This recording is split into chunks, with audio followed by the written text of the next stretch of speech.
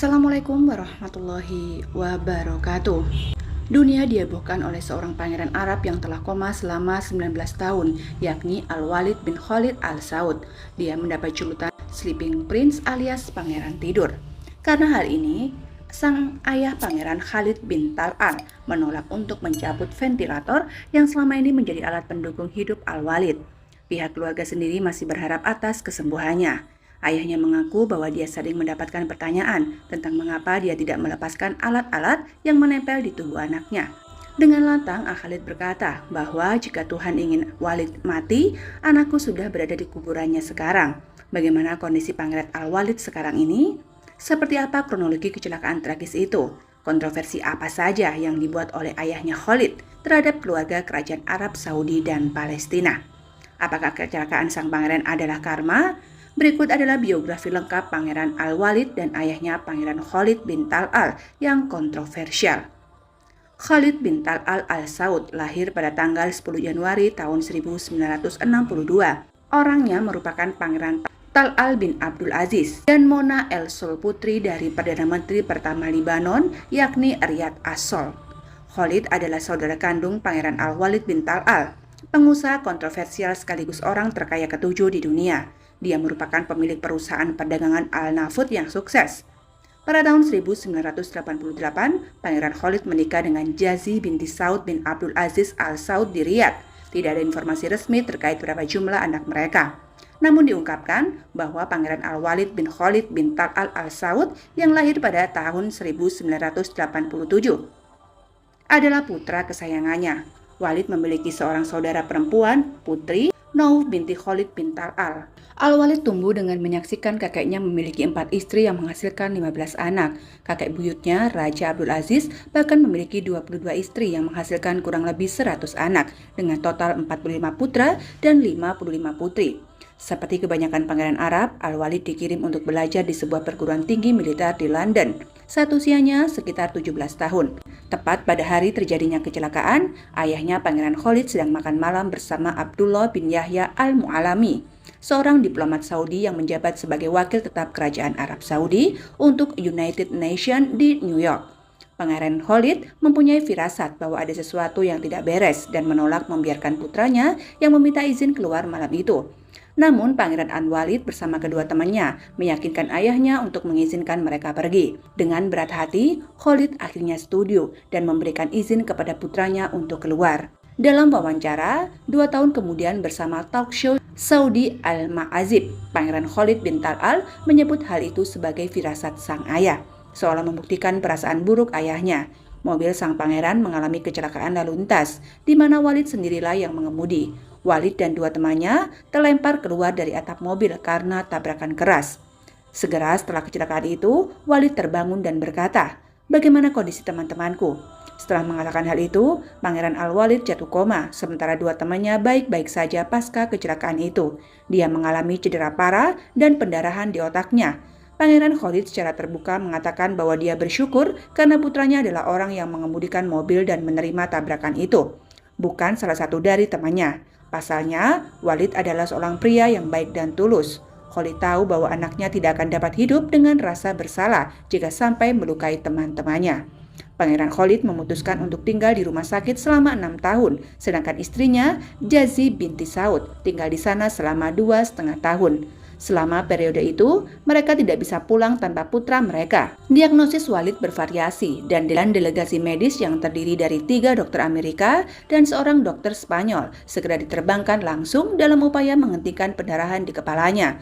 Seminggu setelah menjalani operasi kecelakaan, ahli bedah Amerika mengatakan bahwa pangeran akan meninggal dan tubuhnya akan membusuk dalam waktu 72 jam. Menyusul pernyataan dokter bahwa Pangeran Walid mungkin akan meninggal, ayahnya ragu tentang apa yang harus dilakukan. Apakah dia akan membiarkan putranya tetap terhubung dengan peralatan medis atau membiarkannya pergi? Kemudian dia tersadar ketika dia bertanya pada dirinya sendiri, siapakah saya yang akan mengambil nyawanya? Jika Tuhan ingin dia mati, dia akan melakukannya tanpa bantuan saya atau dokter. Dan ini telah mengguncang saya. Namun seperti sebuah keajaiban, diagnosis ahli bedah itu salah, di mana Walid tidak meninggal melainkan koma. Selama 18 bulan pertama, tidak ada pergerakan atau kemajuan kondisi Walid. Disebutkan pula bahwa hanya ada pergerakan tak sadar dari sumsum tulang belakang. Segera setelah kondisi ini, Walid mulai bernafas sendiri selama 3 bulan tanpa bantuan ventilator mekanis. Secara perlahan, terjadi kemajuan saat Walid mulai beraksi ketika disentuh dan diajak bicara. Meskipun begitu, reaksi itu tidak terjadi dengan semua orang, tetapi dengan orang-orang tertentu seperti beberapa dokter, perawat, dan anggota keluarga. Dokter meyakini bahwa sesuatu yang tidak biasa sedang terjadi pada Walid karena dia bertambah tua, bertambah berat badan, dan merespon stimulan tertentu. Pangeran Khalid menceritakan kisah lucu saat dia merawat putranya. Suatu kali saya menggigitnya dan dia berpindah menghindari saya. Jadi saya pergi ke paman saya untuk menceritakan kepadanya apa yang terjadi. Dia bertanya kepada saya apa yang saya lakukan selanjutnya dan saya tidak memberitahunya bahwa saya tidak melakukan apapun kepada Walid. Dia bilang, panggil dokter dan lakukan itu lagi di depannya. Selama mengalami koma hampir 2 dekade, Pangeran Al-Walid terhitung sudah 2 kali menggerakkan bagian tubuhnya, yakni pada tahun 2019 dan 2020. Pada kejadian pertama, bibinya Putri Nora binti Talal, yang merupakan saudara perempuan ayahnya, sempat membagikan sebuah video yang menampilkan Al-Walid menggerakkan kepalanya ke sisi kiri dan sisi kanan. Kemudian pada kejadian kedua, Walid terlihat menggerakkan jarinya saat seorang wanita menyapanya dalam sebuah klip video. Dalam video yang dibagikan secara online, klip tersebut menjadi viral dan mengumpulkan hampir 200.000 penayangan saat baru dipublikasikan. Anakku tercinta Al-Walid bin Khalid Al-Saud, segala puji bagi Allah yang menghidupkan siapa yang Dia kehendaki dengan perintahnya. Segala puji bagi Allah yang memulihkan kesehatan Anda, jadi jangan putus asa dengan kekuasaan Allah, tulis bibinya putra Nora di Twitter. Dalam postingan terbaru, Nora bin Tal'ah, dia mengambil gambar Walid kemudian menuliskan, "Semoga Tuhanku melindungi kalian semua." Gambar tersebut menunjukkan pengunjung laki-laki yang mengelilingi sang pangeran, namun postingan sang putri tidak memberikan informasi baru terkait kesehatannya. Dengan kondisi Pangeran Al-Walid bin Khalid yang stagnan, dia telah mendapat dukungan yang luar biasa dari keluarganya, terutama dari ayahnya. Sebenarnya siapakah Pangeran Khalid yang hebat ini? Jika dilihat dari sejarah, Pangeran Khalid termasuk di antara mereka yang ditahan selama 11 bulan karena mengkritik tindakan keras terhadap elit kerajaan. Akibat hal ini, puluhan pangeran pejabat dan taipan dipenjara di Hotel Ritz-Carlton di Riyadh pada tahun 2017. Pangeran Khalid juga terlibat dalam perjanjian pertukaran tahanan yang ditandatangani antara Israel dan Hamas pada bulan Oktober 2011. Perjanjian ini mengatur pembebasan tentara Israel Gilad Shalit yang ditukar dengan lebih dari 1.000 tahanan yang sebagian besar adalah warga Palestina dan Arab Israel. Masyarakat Israel tidak setuju dengan perjanjian ini dan Pangeran Khalid menyatakan bahwa sebuah keluarga Israel menawarkan $100.000 untuk menangkap seorang pria Palestina yang dibebaskan karena perjanjian itu. Keluarga Israel mengklaim bahwa pria Palestina itu telah bertanggung jawab atas kematian salah satu keluarganya.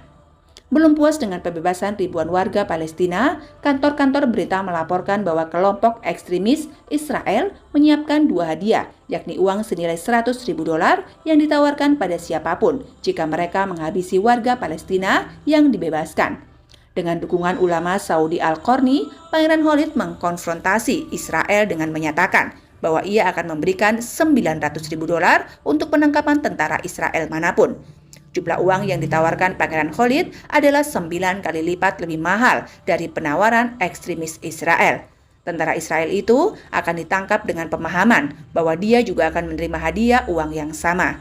Tujuan Khalid melakukan konfrontasi ini adalah sebagai daya tawar dalam negosiasi, di mana tentara Israel itu akan digunakan dalam pertukaran tahanan berikutnya untuk menjamin pembebasan ribuan warga Palestina yang masih berada di penjara Israel. Akhirnya pada akhir Oktober 2011, 5-7 ribu tawanan resmi dibebaskan. Tidak lama kemudian, ulama Awad Al-Qarni dilaporkan meninggal. Menurut rekaman panggilan telepon ke jaringan televisi swasta Saudi Al-Dalil, Pangeran Khalid mengungkapkan sebagai berikut. Dr. Awad Al-Qarni mengatakan dia menawarkan $100.000 untuk menanggapi tawaran $900.000 dari saya, hanya untuk menangkap seorang tawanan Israel. Tetapi mereka membalasnya dengan menawarkan 1 juta untuk menghabisi Awad Al-Qarni. Khalid bisa dikatakan memiliki sifat yang sangat jauh berbeda dengan kakaknya, Pangeran Al-Walid bin Tal'al, yang ambisius dan kontroversial. Sebagai bagian sayap konservatif keluarga kerajaan Saudi, Khalid juga mengatakan bahwa dia terpaksa angkat bicara setelah upaya diam-diam untuk menasihati kakaknya tidak didengarkan. Khalid mencoba menghentikan rencana kakaknya untuk memperkenalkan sinema ke masyarakat Saudi, tetapi tidak didengarkan. Ini mengacu pada film Saudi yang dibiayai oleh Al-Walid sendiri dan ditayangkan di Arab Saudi pada tahun 2011. Meskipun mendapat tantangan keras dari aktivis Islam, pada bulan Desember 7 tahun lalu, Khalid bin Talal ditangkap karena menentang keputusan pemerintah untuk mencabut kewenangan penangkapan dari polisi agama Islam. Setelah hampir setahun ia dibebaskan dari tahanan, setelah mendapat tekanan dari putra mahkota Muhammad bin Salman. Dilaporkan bahwa dia ditangkap kembali 4 hari setelah kematian ayahnya pada akhir Desember tahun 2012. Terima kasih sudah menonton video ini dari awal hingga akhir. Jika kalian suka dengan video ini, jangan lupa klik tombol subscribe, like, komen, dan share agar tidak tertinggal informasi secara dunia lainnya. Sampai jumpa di video-video selanjutnya.